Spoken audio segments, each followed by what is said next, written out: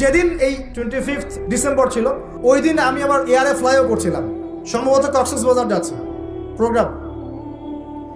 তো দেখি যে বিমানের মধ্যেই বলা শুরু করলো যে লেডিস এন্ড জেন্টলম্যান, হ্যাঁ ladies and gentleman, welcome to our flight, এগুলো বলছে। বলার পরে বলছে যে মেরি ক্রিসমাস, সবাইকে ক্রিসমাসের আন্তরিক শুভেচ্ছা।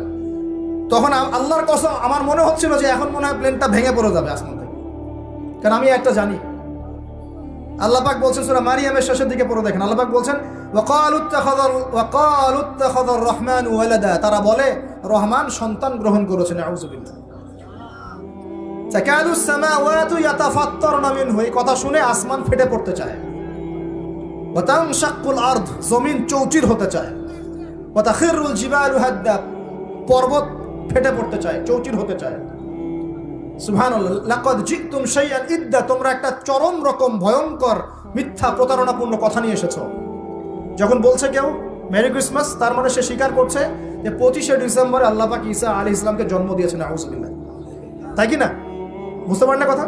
আর আমরা নামাজে বলছি লাম ইয়ালিদ ওয়া লাম ইউলাদ, কুল হুয়াল্লাহু আহাদ আল্লাহুস সামাদ। লাম ইয়ালিদ, তিনি কাউকে জন্ম দেন নাই, ওয়া লাম ইউলাদ, তাকেও কেউ জন্ম দেয়নি, ওয়া লাম ইয়াকুল লাহু কুফুয়ান আহাদ। একবার এই সূরা পড়লে কোরআনের 3 ভাগের 1 ভাগ পড়ার নেকি হয়ে যায়। 3 বার পড়লে 1 খতম কোরআনের নেকি হয়ে যায়। এমনি এমনি হয় না, কারণ কোরআনের 3 ভাগের 1 ভাগ হচ্ছে আল্লাহর তাওহীদ। কোরআনের 3 ভাগের 1 ভাগ কি?